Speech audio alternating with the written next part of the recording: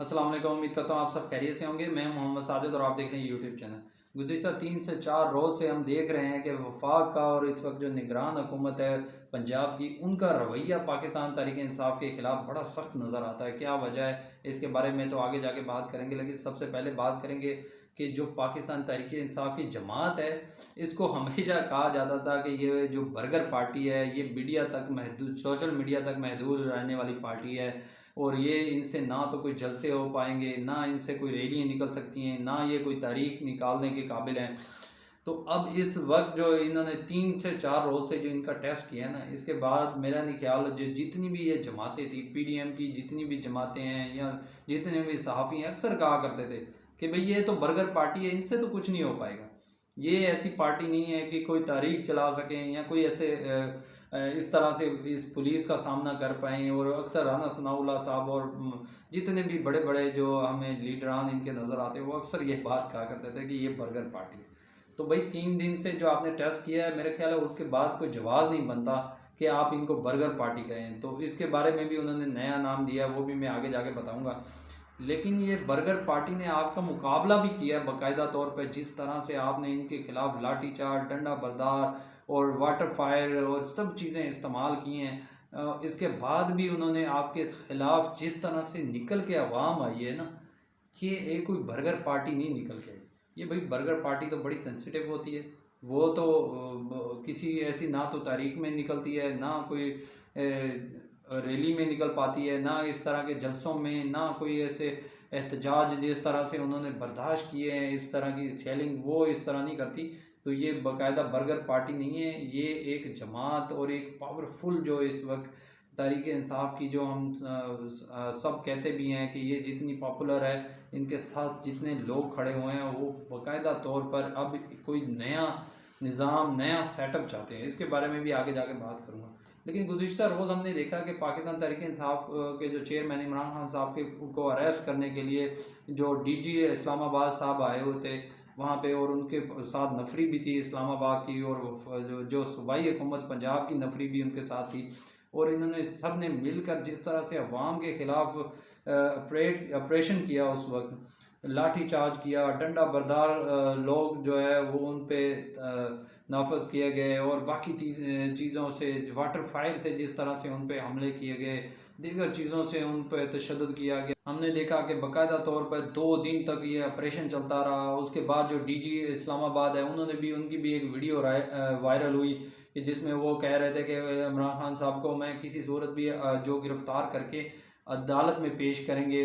और उसके बाद हमने देखा कि वो अपनी ही शेलिंग से बेहोश हो गए और ये हालत है। और ये खुद ये बर्गर डीजी इस्लामाबाद को भेज कर इन्होंने एक लोगों को, इमरान खान साहब को गिरफ़्तार करने की जो कोशिश भी की, और वो नाकाम हो गए। और जो अहम चीज़ है इसमें वो है अरेस्ट वारंट जो वो लेके आए थे। अरेस्ट वारंट इससे पहले भी दीगर जो जितने भी सियासी लोग हैं, जितने भी बड़ी बड़ी जमातों के सरबराह हैं, या गुज़िश्ता रोज़ हमने देखा राना सनाउल्लाह साहब के ख़िलाफ़ भी जो है अदालत ने एक अरेस्ट वारंट निकाला। उन्होंने कहा कि ये राना सनाउल्लाह साहब को अरेस्ट करके इनको पेश किया जाए। लेकिन क्या ये चीज़ इनके साथ भी इस तरह का रवैया इख्तियार किया गया जो इमरान खान साहब और उनकी जमात के खिलाफ रवैया इन्होंने इस्तेमाल किया 2 से 3 दिन के अंदर? इस तरह का ना तो इन्होंने किसी दीगर ऐसे किसी शख्स के खिलाफ जिनके खिलाफ इस तरह के अरेस्ट वारंट निकले हों, और उनके साथ खिलाफ इनके इस तरह का रवैया हमें कतई नज़र नहीं आया। भाई जब भी किसी का अरेस्ट वारंट निकलता था तो जाके उनके घर के गेट पे या दरवाजे पे जसवा करके आ जाते थे। तो इस तरह का रवैया उनके साथ नज़र आता था। और बाकायदा इधर देखा जा रहा है कि किस तरह से ऑपरेशन किया जा रहा है, पूरी नफरी बुलाई जा रही है। उसके बाद जो रेंजर्स है, पंजाब रेंजर्स, उसको भी तैनात वहाँ पे किया गया। ये हालत है इनकी। और ये इनके इससे पहले इनके बयानात भी चलते रहे। राना सनाउल्लाह साहब भी कहते रहे कि ये हम किसी सूरत भी इनको गिरफ़्तार करके high court, Islamabad high court में पेश करेंगे। और वो सारी बातें समझ में आई। ये बाकायदा तौर पे इनकी ख्वाहिश है कि किसी तरीके से इमरान खान साहब को अरेस्ट करके उनको जेल में डाल दिया जाए, और उसके बाद इलेक्शन जो है उसके रुकावट जो इस वक्त इनकी बनी हुई है कि इमरान खान साहब की जो इतनी पॉपुलैरिटी है और इमरान खान साहब के साथ जो इतने लोग निकलते हैं वो नहीं निकल सके। तो ये हालत है। बाकी ये चीज़ें हैं। मरीम नवाज़ साहबा ने भी कुछ 2 रोज़ पहले ही, अभी जब के इमरान खान साहब के घर के ऊपर जो ये परेड चलता रहा, उसकी नाकामी के बाद उन्होंने एक प्रेस कॉन्फ्रेंस भी की और उन्होंने उसके अंदर कहा कि ये जमात दहशतगर्द जमात है और इनके साथ रियासत को दहशत गर्दी के जो तरीक़ेकार हैं उनके साथ निपटना चाहिए। तो ये हालत है भाई। इससे पहले तो आप इन पे कह रहे थे बर्गर पार्टी है, अब ये इल्ज़ाम आ गया कि ये दहशतगर्द है। तो हैरानगी होती है कि ये बर्गर पार्टी से डायरेक्ट इतना बड़ा क्रेडिट उनको देना मेरी तो समझ से बाहर है। और ये जो दहशत गर्दी का इन्होंने लेबल लगाने की या इनके ऊपर नया बयानिया बनाने की कोशिश कर रहे हैं, ये कत्ता मुनासिब नहीं है किसी भी एक जमात के लिए। मैं ये अक्सर कहता हूँ कि ये जमातें जो सियासी जमातें हैं, इनको सियासी तरीके से मसले को हल निकालना चाहिए। दीगर जितने भी सीनियर सियासतदान हैं वो अक्सर ये बैठ कर जिस तरह के भी मामला होते हैं उनको सियासी तरीके से हल कर लेते हैं। लेकिन फिल वक्त इस वक्त हमें नज़र आ रहा है कि वो किसी तरीके से भी इमरान खान साहब और उनकी जमात को माइनस करने की जो उनकी ख्वाहिश है उस पर बाकायदा तौर पर आए दिन वो किसी किस्म के ऑपरेशन करते हैं, किसी किस्म के क्रैक डाउन कर रहे हैं और बाकायदा इमरान खान साहब पे जो इतनी मुतअद्दिद एफआईआर हो गई हैं और अब तक उनकी एफआईआर की तादाद 96 हो चुकी है। और ये हालत है और ये संजीदगी है इनकी जिस वक्त पाकिस्तान के अंदर इस वक्त जो हमारे मईशत का बुरा हाल है, जिस वक्त उस सब चीज़ों को सीरियस लेने के बजाय, बाकी चीज़ों को उनको सीरियस लेने के बजाय इनका पूरी तवज्जो है कि किसी तरह इस पार्टी को ख़त्म कर दिया जाए, इस पार्टी को बैन कर दिया जाए, इमरान खान साहब को गिरफ़्तार कर लिया जाए। मुल्क के अंदर क्या सिर्फ ये एक ही चीज़ बची है जिसको हमने सीरियस लेके मसले का हल निकाले बगैर इसको ही ये सब कुछ करना है, बाकी दीगर चीज़ें ख़त्म हो चुकी हैं इस वक्त मुल्क के अंदर। इस वक्त आवाम की जो बुरा हाल है उसके बारे में ना तो ये अपोजिशन सीरियस नज़र आ रही है, ना वफाक की तरफ से सीरियस नज़र आ रही है और ये बाकायदा तौर पे उनको गिरफ़्तार करने के और पार्टी को ख़त्म करने पे पूरा जो है प्लान बनाया जाता है। आए दिन ये प्रेस कॉन्फ्रेंसें भी होती हैं, इनके ऊपर जो इनकी ख्वाहिश होती है वो भी ज़ाहिर होती है, ये सारी चीज़ें समझ में आती हैं। 2 रोज़ पहले ही उन्होंने एक जो ज़मान पार्क के अंदर ऑपरेशन भी किया जब इमरान खान साहब इस्लामाबाद अपनी हाज़िरी के लिए जा रहे थे इस्लामाबाद हाई कोर्ट के अंदर। तो उसके बाद जो इन्होंने ऑपरेशन किया उनके घर पे, जो उनकी अहलिया उस वक्त घर में थी और कुछ लोग उनके मुलाजिमीन भी घर में थे और उस वक्त उन्होंने ऑपरेशन किया जबकि कारकुनान भी वहाँ पे मौजूद नहीं थे। तो ये ऑपरेशन में उन्होंने ना तो ये उनके पास सर्च वारंट थे किसी किस्म के, ना इस तरह की कोई चीज़ दिखाई और जाके जिस तरह से उन्होंने ये सर्च ऑपरेशन किया और बाकायदा तौर पे बयानिया बनाया गया भाई ये असला निकला है उनके घर से और वाटर बम निकले हैं बाकायदा तौर पे। मेरा ख्याल है कोई टैंक भी होंगे शायद, वो चीज़ें बाद में इसको आगे जाके प्रेस कॉन्फ्रेंस में जिक्र करेंगे। वो सारी चीज़ों का भी जिक्र कर रहे हैं किस तरह से ये बयानिया बनाने की कोशिश कर रहे हैं। वही वाटर जो आपने वाटर बम दिखाया, क्या वो दुनिया नहीं जानती है? तो किसी बच्चे से भी आप पूछ लें तो वो भी आपको बता देगा कि वाटर बम जो है वो किस तरह से बनता है। तो आजी साहब जो है उन्होंने प्रेस कॉन्फ्रेंस बाकायदा तौर पे कर दी और उन्होंने बताया कि ये प्लास्टिक की जो बोतल है इसके अंदर जो है वाटर बम बनाए गए हैं।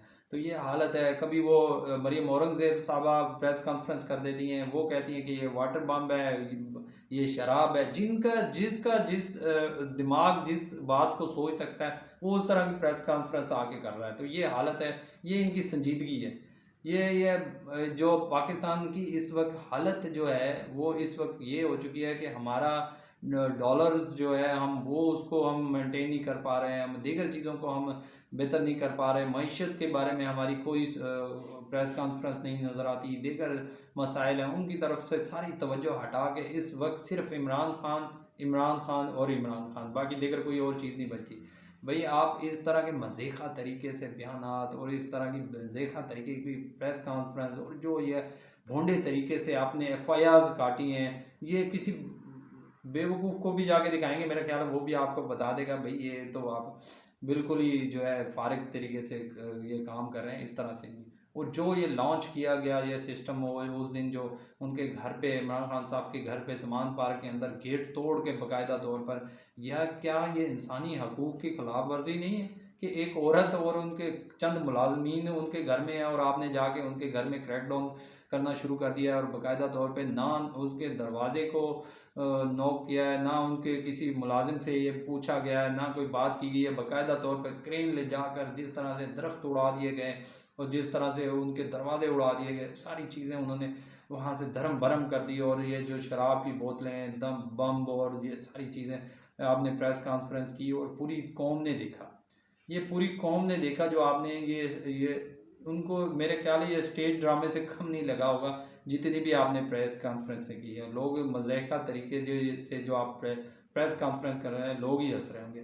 बाकी ये दीगर चीज़ें हैं, अब इनकी कोशिश है कि किसी तरीके से ये जो ऑपरेशन किया गया है इसके अंदर जो चीज़ें ऐड की गई हैं, क्लैशनकोव्स हैं, दीगर चीज़ें हैं, असला नुमा उनको नाम दिया जा रहा है, बड़ी चीज़ें बड़ा बड़ा चढ़ा के प्रेस कॉन्फ्रेंस में पेश किया जा रहा है। अब इनकी कोशिश है बाकायदा तौर पर कि इमरान खान साहब को इनके थ्रू जो है इनकी पार्टी जो है उनको कलादम करार दे दी जाए और इनको बिल्कुल ख़त्म कर दिया जाए।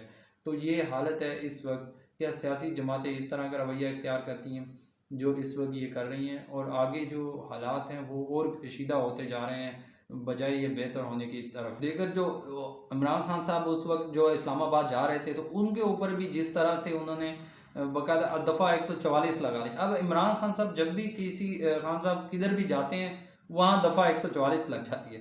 मुझे समझ नहीं आती कि वो कैसा दफ़ा 144 है कि वो इस्लामाबाद जाते हैं तो वहाँ दफ़ा 144 लग जाती है, लाहौर में जाते हैं रैली निकालने की बात करते हैं वहाँ दफ़ा 44 लग जाती है। इनके कंट्रोल में ये इमरान खान साहब के साथ जो अवाम है ना वो नहीं आती, वो ये बर्दाश्त नहीं कर पाते, वो देख नहीं सकते, इसलिए उनको ये दफ़ा 144 लगाना पड़ता है। और ये पेशी के दौरान जब भी वो रास्ते में जा रहे थे वो जिस तरह से उनके ऊपर शेलिंग की गई, जिस तरह से वहाँ पे भी डंडा बरदार और जिस तरह पुलिस और बाकायदा सिविल वर्दी में भी जो कुछ लोग नज़र आए वो भी इनके ऊपर तशद्दुद करते हुए नज़र आए। और ये सारी चीज़ें फिर भी क्या इमरान खान साहब को ये इतना बड़ा मजमा वो जो लेके चले हैं क्या कोई रोक पाएगा उनको? ये तो बाकायदा उनकी पूरी जमात के साथ जितनी अवाम उनके साथ जुड़ी हुई है वो तो ना तो वो किसी के बिरयानी पे आए होते हैं, ना कीमे वाले नान वहाँ चलते हुए हमने नज़र आ रहे हैं। वो बाकायदा उनको जो खाने को मिल रहे हैं वो तो डंडे पत्थर और आंसू गैस की सूरत में मिल रहे हैं, खाने का तो उनको कुछ भी नहीं मिल रहा। हमने देखा कि जितनी भी सारा दिन वो उनके साथ ट्रैवल भी करती हैं, वो सारे लोग और मजमा जितना भी ट्रैवल करता है ना उनको कोई बिरयानी मिलती है, ना उनको कीमे वाले नान मिलते हैं, कोई चीज़ उनका नहीं दी जाती, बाकायदा उनसे काम लिया जाता है। और ये जमात को मेरे ख्याल है बाकायदा कुछ सोचना चाहिए जो इनके कारकुनान हैं। तो ये इस वक्त ये तरीका जो चल रही है इसका ये हालत है और आप कतई नहीं रोक सकते। लोगों में शऊर आ चुका है, लोग बदल चुके हैं। अब जो बंद कमरों में फ़ैसले होते थे अब वो बंद कमरों में अब फ़ैसले नहीं होंगे, अब वो आवाम के अंदर जाके फ़ैसले होंगे। और बेहतर यही है कि अब वो बंद कमरों में फ़ैसले करने के बजाय किसी जमात के किसी लीडर को माइनस करने के बजाय आप बैठे सियासी हल की तरफ जाएं, सियासी लोग बैठे हैं उसको बेहतर करने की कोशिश करें। और इसका बेहतरीन हल यही है कि वो इलेक्शन की तरफ जाएं। और हम बाकायदा देख रहे हैं कि इस तरह का इन्वायरमेंट क्रिएट करने की कोशिश की जा रही है कि किसी तरह ऐसा माहौल बन जाए और ये इलेक्शन डिले हो जाए। तो इलेक्शन डिले भी क्यों करवाना चाहते हैं वो भी हमने देखा है कि किस तरह लोग इनके साथ निकलने को तैयार नहीं है इस वक्त। तो इनकी कोशिश है कि किसी तरीके से इलेक्शन डिले हो जाएं और हमें मज़ीद मौका मिल जाए। और वफाक की तरफ से और इस वक्त जो निगरान हुकूमत है उनका रवैया भी मेरे ख्याल है वही है और उससे भी बढ़ चढ़ के है। वो अब आप सब देखते हैं सारा दिन। बाकी सब आप अपना ख्याल रखिएगा। उम्मीद है आप सबको मेरी वीडियो पसंद आएगी। अल्लाह हाफिज़।